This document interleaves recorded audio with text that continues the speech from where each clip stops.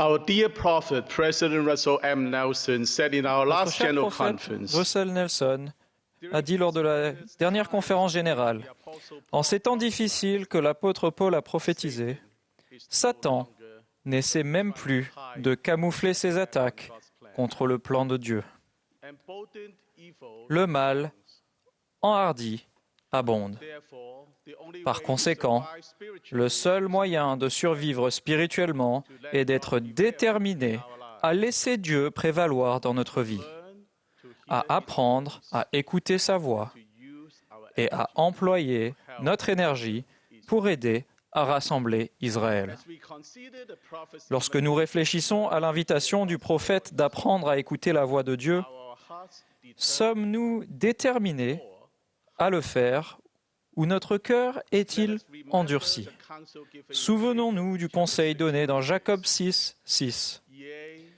Oui, aujourd'hui, si vous voulez entendre sa voix, ne vous endurcissez pas le cœur.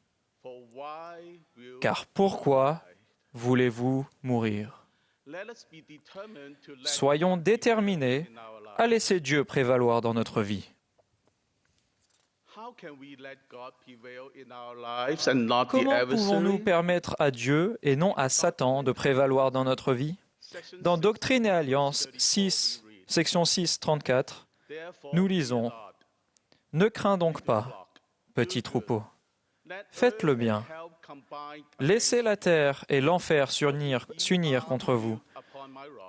Car si vous êtes bâtis sur mon roc, ils ne peuvent vaincre. » C'est une promesse importante.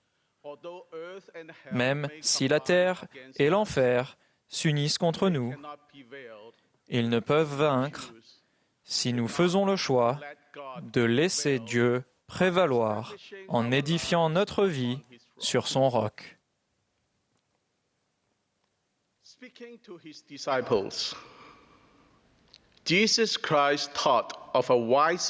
Jésus a parlé à ses disciples d'un homme sage et d'un homme insensé, comme le rapporte le 7e chapitre de Matthieu dans le Nouveau Testament.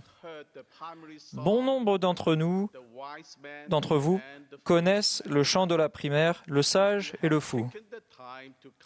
Si vous avez pris le temps de comparer les 4 couplets que compose le chant, vous avez dû remarquer que les 2 premiers couplets et les 2 derniers couplets se ressemblent beaucoup.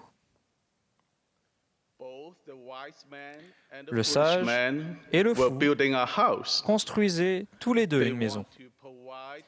Ils voulaient donner à leur famille une maison confortable et sûre. Comme vous et moi, ils souhaitaient vivre heureux, ensemble, à tout jamais.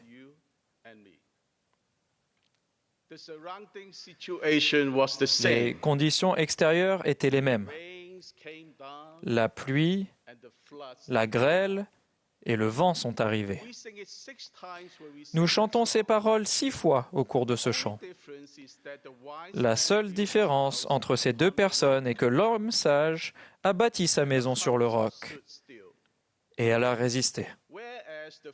Alors que l'homme insensé a bâti sa maison sur le sable et elle a été balayée par les éléments.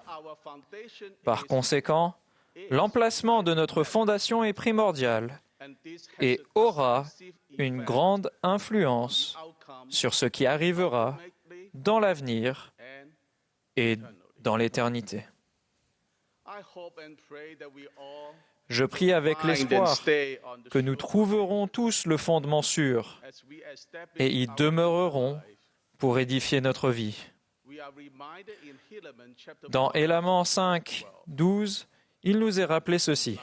« Et maintenant, mes fils, souvenez-vous que c'est sur le roc de notre Rédempteur, qui est le Christ, le Fils de Dieu, que vous devez bâtir votre fondation, afin que lorsque le diable enverra ses vents puissants, oui, ses traits, dans le tourbillon, oui, lorsque toute sa grêle et sa puissante tempête s'abattront sur vous, cela n'ait aucun pouvoir sur vous, pour vous entraîner en bas jusqu'au gouffre de misère et de malheur sans fin, à cause du roc sur lequel vous êtes bâtis, qui est une fondation sûre, une fondation telle que si les hommes construisent sur elle, ils ne peuvent tomber. C'est la promesse de Dieu. Si nous bâtissons notre fondation sur Jésus-Christ, nous ne pouvons tomber. Si nous persévérons fidèlement jusqu'à la fin, Dieu nous aidera à édifier notre vie sur son roc, et les portes de l'enfer ne prévaudront pas contre nous. Peut-être ne pourrons-nous pas changer ce qui nous attend, mais nous pouvons choisir la manière de nous y préparer. Certains de nous se disent peut-être « l'Évangile est une bonne chose et nous devons l'intégrer à notre vie, peut-être une fois par semaine ». Se contenter d'aller à l'église chaque semaine n'est pas suffisant pour bâtir sur le roc. L'Évangile de Jésus-Christ doit remplir notre vie entière. Ce n'est pas l'Évangile qui fait partie de notre vie.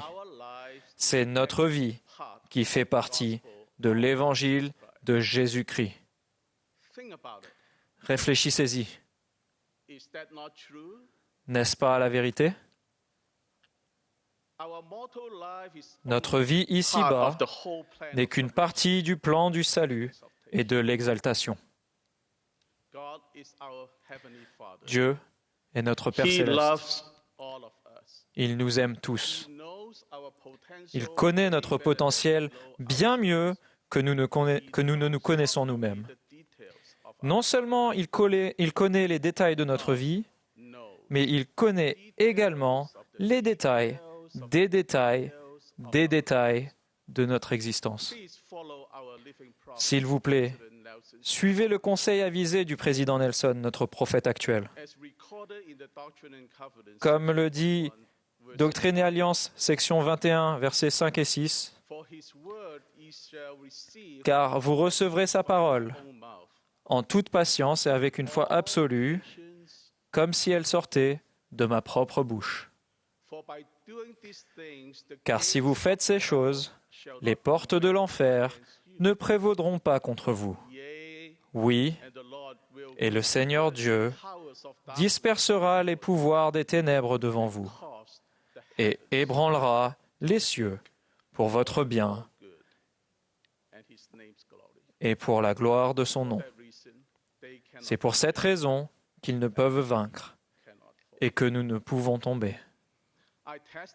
Je vous témoigne que le Christ reviendra sur terre, mais que cette fois, il se révélera aux hommes dans une grande gloire, de manière majestueuse. Je prie avec l'espoir d'être prêt à le recevoir, de ce côté du voile ou de l'autre.